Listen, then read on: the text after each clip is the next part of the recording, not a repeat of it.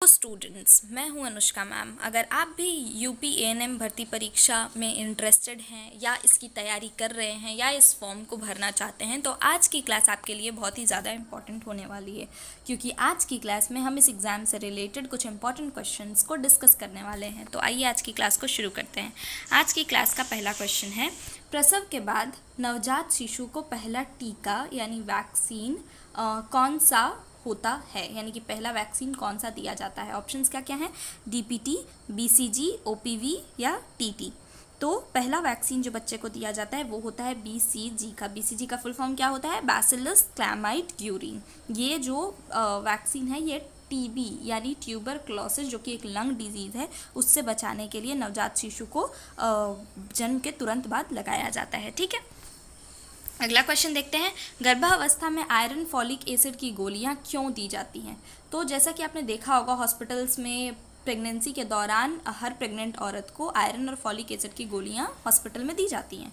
क्यों दी जाती हैं, ऑप्शंस क्या क्या है, कमज़ोरी दूर करने के लिए, कैल्शियम की कमी पूरी करने के लिए, खून की कमी एनीमिया रोकने के लिए या वज़न बढ़ाने के लिए। तो आयरन और फॉलिक एसिड का जो गोली है वो खून की कमी यानी एनीमिया को रोकने के लिए दी जाती है, और साथ ही साथ फॉलिक एसिड जो होता है वो बच्चे का सही विकास में भी सहायता करता है, और आयरन जो होता है वो हेमोग्लोबिन की कमी बॉडी में नहीं होने देता है, जिसके वजह से एनीमिया बीमारी प्रिवेंट होती है। ठीक है, अगला क्वेश्चन है, टीकाकरण कार्यक्रम में पोलियो किस प्रकार का टीका है। तो जैसा कि आपको पता होगा कि नेशनल वैक्सीनेशन प्रोग्राम जो भी है उसमें पोलियो का ड्रॉप्स दिए जाते हैं, पोलियो का टीका दिया जाता है, ये बहुत ही कॉमन सा बात है। तो इसका जो टीका है वो किस प्रकार का होता है, ऑप्शंस क्या क्या है, इनक्यूबेटेड वैक्सीन, लाइव एंटीनेटेड वैक्सीन या फिर टॉक्सॉइड वैक्सीन या फिर सब यूनिट वैक्सीन। तो ये जो पोलियो का जो वैक्सीन जो कि ओरल तरह से यानी कि बच्चे को मुंह में इसके ड्रॉप्स पिलाए जाते हैं, तो ये ओरल तरह से दिया जाता है और ये लाइव एटीन्यूएटेड वैक्सीन होता है। लाइव एटीन्यूएटेड वैक्सीन का मतलब क्या हुआ कि पोलियो का जो टीका दिया जाता है उसमें जो भी पोलियो कॉज करने वाले माइक्रो ऑर्गेनिज्म है वो जिंदा यानी लिविंग तरह से एंटीनेटेड यानी कि कमज़ोर करके बिल्कुल ऐसे स्थिति में बॉडी में पिलाया जाता है जिससे वो इन्फेक्ट ना करें। तो इससे क्या होता है, अगर पहले ही उस वायरस का संक्रमण कमज़ोर तरीके से हमारे बॉडी में हो चुका है तो हमारा बॉडी उस माइक्रो ऑर्गेनिज्म की तरफ क्या करेगा, एंटीबॉडीज़ तैयार करके रख लेगा। तो इससे क्या होगा, जब बाद में वो बीमारी सचमुच हमें होगी तो हमारे पास एंटीबॉडीज़ पहले से तैयार होंगे उस बीमारी से लड़ने के लिए। ये एक टाइप का वैक्सीन है जिसको लाइव एटीन्यूएटेड वैक्सीन कहते हैं, और ये पोलियो में दिया जाता है। पोलियो का जो टीका मिलता है वो लाइव एटीन्यूएटेड वैक्सीन के तरह का होता है, प्रकार का होता है। ठीक है, अगला क्वेश्चन देखते हैं, एक सामान्य गर्भावस्था की अवधि कितने सप्ताह की होती है। ये बहुत ही कॉमन सा क्वेश्चन है। ऑप्शंस देख लेते हैं, 30 सप्ताह, 32 सप्ताह, 36 सप्ताह या 40 सप्ताह। तो इसका आंसर हम सभी को पता है कि इसका सही आंसर होता है 40 सप्ताह यानी कि 9 मंथ और 7 डेज। ठीक है, इतने दिनों का जो प्रेगनेंसी पीरियड होता है वो नॉर्मल ह्यूमन में होता है। ठीक है, अगला क्वेश्चन है, जब शिशु के जन्म के बाद स्तनपान कराया जाता है तो माँ के स्तन से सबसे पहले निकलने वाला दूध क्या कहलाता है। ये भी इम्पॉर्टेंट क्वेश्चन है कि हम जब ब्रेस्ट फीडिंग मदर से बेबी को सबसे पहले कराते हैं तो सबसे पहले वाले निकलने वाले दूध को क्या कहा जाता है। ऑप्शंस क्या क्या है, four milk, colostrum, transition milk या फिर मैच्योर मिल्क। तो इसका सही आंसर हमें पता है, इसका सही आंसर है कोलेस्ट्रम। कोलेस्ट्रम क्या होता है, कोलेस्ट्रम गाढ़ा येलो कलर का मिल्क होता है। ठीक है, इसमें क्या होता है, ये जो होता है ये बहुत सारे एंटीबॉडीज से भरपूर होता है, और इससे क्या है, इससे शिशु की जो भी रोग प्रतिरोधक क्षमता होती है यानी इम्यूनिटी होती है वो बढ़ता है और उसकी पाचन क्रिया जो है वो शुरू होती है। ये गाढ़े पीले रंग का दूध होता है जो कि बच्चे के लिए बहुत ही ज़्यादा इम्पॉर्टेंट होता है। ठीक है, अगला क्वेश्चन है, गर्भवती महिला की देखभाल में एएनसी का पूरा नाम क्या है। तो जैसा कि आपको पता होगा कि गर्भवती महिला का जो देखभाल होता है उसके लिए हॉस्पिटल में एक अलग सा वार्ड होता है जिसको कि एएनसी कहते हैं। ठीक है, तो एएनसी का फुल फॉर्म क्या होता है, ऑप्शंस क्या क्या है, antenatal checkup, antenatal care, after newborn care या एडवांस नर्सिंग केयर। तो एएनसी का फुल फॉर्म होता है एंटीनेटल केयर। ठीक है, एंटीनेटल केयर गर्भावस्था के दौरान माँ और जो पेट में पल रहा बच्चा है उसकी जांच और देखभाल के लिए होता है। इसका उद्देश्य क्या होता है, इसका उद्देश्य होता है कोई भी गर्भावस्था के दौरान जो भी समस्याएं हो रही है उसका जल्द से जल्द पता लगाना और माँ और बच्चे दोनों की जान को बचाना होता है। ठीक है, अगला क्वेश्चन देखते हैं, नवजात शिशु का सामान्य जन्म के समय वजन कितना होता है। ये भी बहुत कॉमन सा क्वेश्चन है कि न्यू बॉर्न का बर्थ वेट क्या होता है। ठीक है, बर्थ वेट क्या होता है। ऑप्शंस देखते हैं, 1.5 से 2 kg, 2.5 से 3.5 kg, 3.5 से 4.5 kg, 4.5 से 5.5 kg।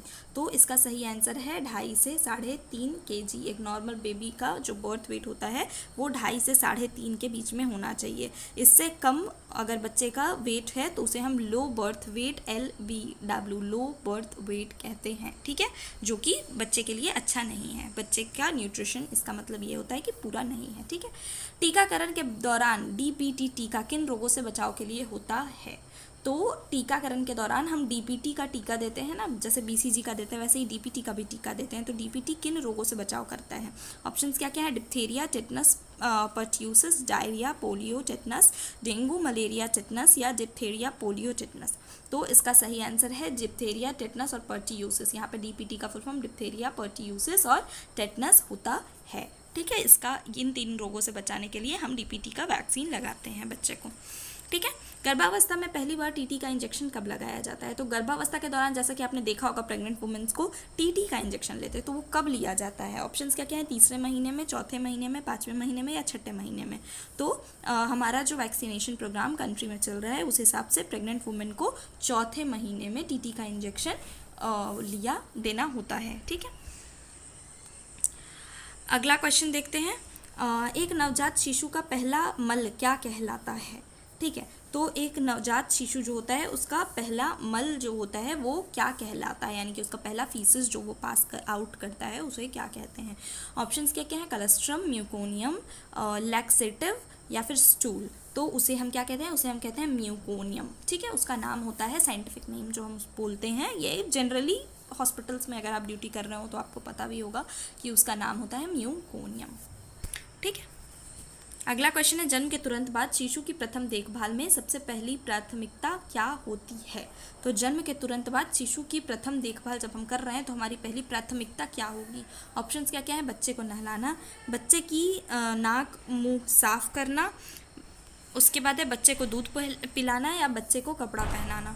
तो जब हम बच्चे का सबसे पहले देखभाल कर रहे हैं तो हमारी पहली प्राथमिकता क्या होती है कि बच्चे का नाक और मुंह साफ करना। अगर आपने देखा होगा तो नर्सेज जो हैं वो अगर बच्चा रो रहा है सही सलामत है ठीक है तो ठीक बात है, वरना अगर वो उसको रोने में किसी भी तरह का कोई प्रॉब्लम दिख रहा है तो सबसे पहले उसका क्या किया जाता है, नाक और मुंह नर्सेज साफ कर रही होती हैं। ठीक है, तो ये सबसे पहली प्राथमिकता होती है। ये क्यों ज़रूरी है, ताकि बच्चे के जो भी ब्रीथिंग पाथवे है यानी कि रेस्पायरेटरी पाथवे है जिससे वो सांस ले रहा है उसमें किसी भी तरह का ब्लॉकेज ना हो, उसको किसी भी तरह की सांस लेने में कठिनाई ना हो, उसके ब्रीथिंग में किसी भी तरह का इशू ना हो। ठीक है, अगला क्वेश्चन देखते हैं, कुपोषण से बचाव के लिए शिशु को जन्म के कितने घंटे के भीतर स्तनपान कराना चाहिए। तो कुपोषण से बचाव के लिए शिशु को जन्म के कितने घंटे के भीतर ब्रेस्ट फीडिंग करानी चाहिए। ऑप्शन है 6 घंटे में, 1 घंटे में, 12 घंटे में या 24 घंटे में। तो WHO के अनुसार क्या है कि बच्चे को 1 घंटे के अंदर अंदर में ब्रेस्ट फीडिंग शुरू करा देनी चाहिए। इससे क्या है, इससे बच्चे को कोलेस्ट्रॉल मिलता है जो कि उसके इम्यूनिटी को बढ़ाता है और न्यूट्रिशन भी प्रोवाइड करता है। ठीक है, टीकाकरण के दौरान विटामिन ए की पहली खुराक बच्चे को कब दी जाती है। ये भी अगर आपने नेशनल वैक्सीनेशन प्रोग्राम जो हमारा चल रहा है, नेशनल वैक्सीनेशन शेड्यूल, उसके हिसाब से अगर आपने पढ़ रखा हो तो आपको पता होगा कि टीकाकरण के दौरान विटामिन ए की पहली खुराक बच्चे को किस महीने में दी जाती है। ऑप्शंस क्या क्या है, 6 सप्ताह पर, 9 महीने पर, 1 वर्ष पर या 18 महीने पर। तो इसका सही आंसर है 9 महीने पर। 9 महीने पर बच्चे को विटामिन की पहली खुराक, विटामिन ए की पहली खुराक दी जाती है। ठीक है, जो कि मीजल्स यानी खसरा के टीके के साथ दी जाती है। इससे बच्चे को क्या है, इससे जो नाइट ब्लाइंडनेस है उससे बच्चा बचा रहता है और किसी भी तरह के संक्रमण से भी बचा रहता है। ठीक है, तो मीजल्स के वैक्सीन के साथ विटामिन ए का जो डोज है वो बच्चे को 9 महीने की उम्र पे दिया जाता है। प्रजनन आयु वर्ग में महिलाओं की आयु सीमा क्या मानी जाती है। तो प्रजनन आयु वर्ग में महिलाओं की आयु सीमा क्या मानी जाती है। ऑप्शंस है 10 से 45 वर्ष, 15 से 49, 18 से 40 या 20 से 35 वर्ष। तो प्रजनन आयु वर्ग का मतलब हो गया रिप्रोडक्टिव एज ग्रुप। ठीक है, जो रिप्रोडक्टिव एज ग्रुप है फीमेल का वो क्या माना जाता है। तो इसका सही आंसर है 15 15 से 49 वर्ष तक ये क्या है, इस समय प्रेगनेंसी का सबसे ज़्यादा संभावना होता है। ठीक है, अगला क्वेश्चन देखते हैं। अगला है, कौन सा आहार लोहा तत्व आयरन का सबसे अच्छा स्रोत होता है। तो अगर हमें किसी के अंदर आयरन की कमी है और हमें उसे कोई डाइट सजेस्ट करना है, तो हम ऐसा कौन सा खाना उसको बताएंगे जिसमें उसको आयरन भरपूर मिले। ऑप्शंस क्या क्या हैं, केले, हरी पत्तेदार सब्जियां, दूध या नारियल पानी। तो इसका सही आंसर है हरी पत्तेदार सब्जियां। जैसे जो भी साग वगैरह होते हैं, पालक, मेथी, सरसों, ये सारी चीज़ों में क्या होता है, आयरन का बहुत अच्छा सोर्स होता है और ये क्या करता है, खून की कमी यानी एनीमिया से प्रिवेंट करने में हेल्प करता है। ठीक है, अगला क्वेश्चन देखते हैं, निम्नलिखित में से कौन सा स्तनपान के लाभों में शामिल नहीं है।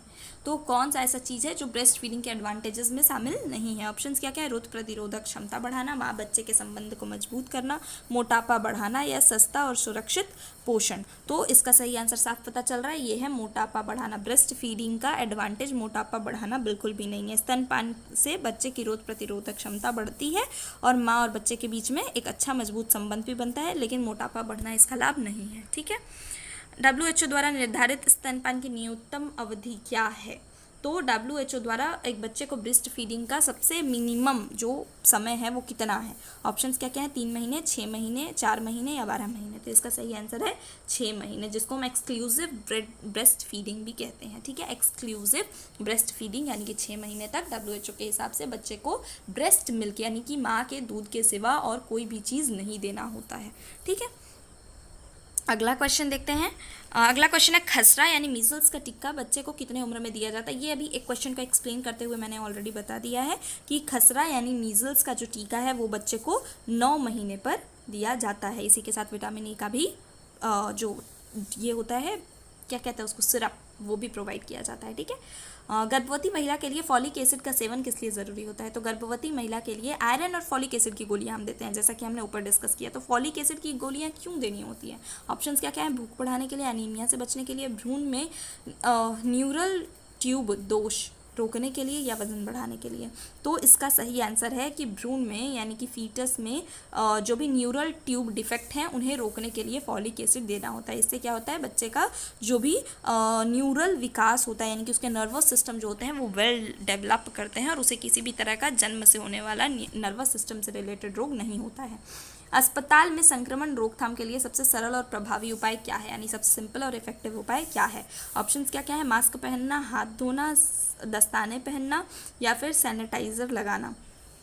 तो संक्रमण को रोकथाम के लिए सबसे सिंपल और प्रभावी उपाय है हाथ धोना। अगर हैंड वॉशिंग सही समय पर और सही तरीके से की जाए तो इससे हर रोगी से संपर्क में आने से पहले या संपर्क में आने के बाद अगर साबुन व पानी से अच्छे से हाथ धोया जाए तो इससे क्या होता है, इससे अस्पताल में संक्रमण की रोकथाम सबसे आसानी से की जा सकती है। ठीक है, नवजात शिशु के लिए सबसे पहला टीका कौन सा है। तो इसका आंसर हमने ऊपर ही देख लिया कि नवजात शिशु के लिए पहला टीका जो है वो है BCG का। ठीक है, अगला क्वेश्चन देखते हैं, गर्भावस्था में शारीरिक गतिविधियों के लिए सबसे उपयुक्त समय कौन सा है।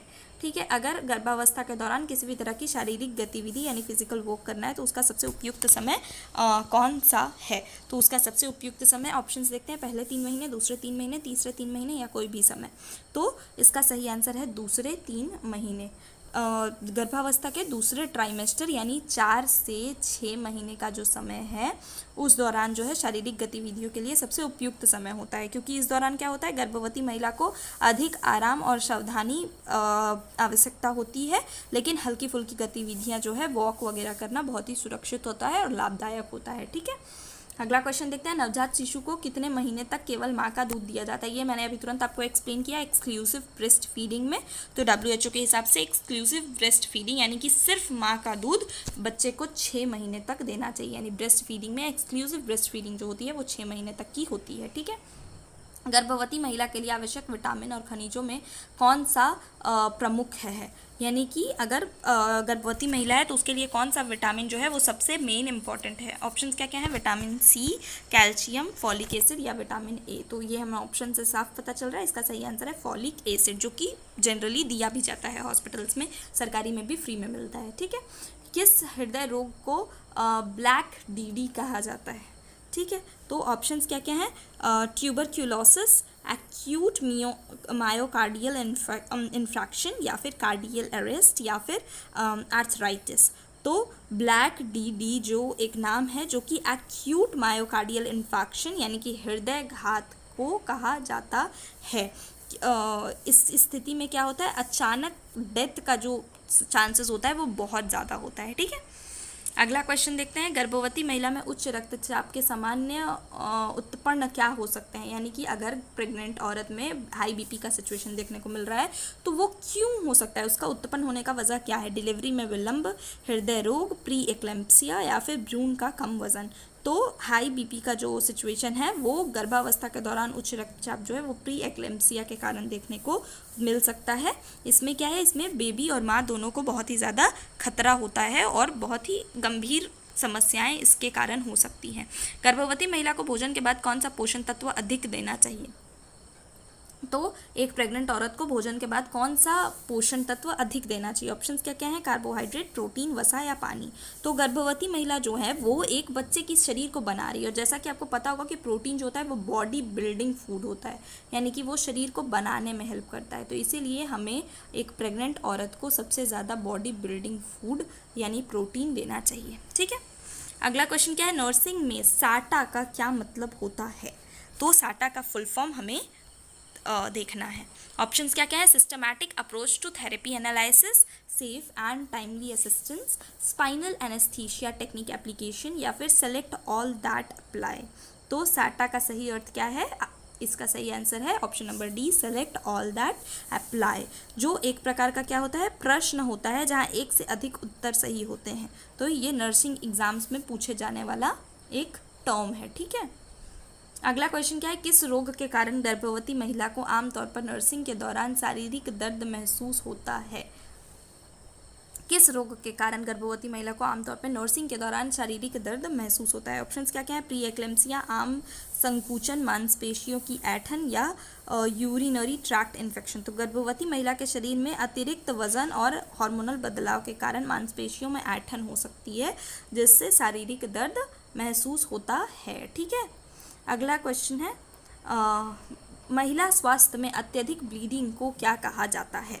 तो अगर अत्यधिक ब्लीडिंग यानी कि एक्सेस ब्लीडिंग का सिचुएशन देखने को मिल रहा है तो उसे हम साइंटिफिक टर्म में क्या कहते हैं। ऑप्शंस क्या क्या हैं, हेमोटोक्रिट या हेमोरेज या एनीमिया या शॉक। तो ये आप सभी को पता होगा कि अत्यधिक ब्लीडिंग को हम हेमोरेज कहते हैं महिला स्वास्थ्य में। ठीक है, तो आज की क्लास में हमने ये 30 इंपॉर्टेंट क्वेश्चंस जो कि एग्जाम के पॉइंट ऑफ व्यू से इंपॉर्टेंट थे उसे डिस्कस किया है।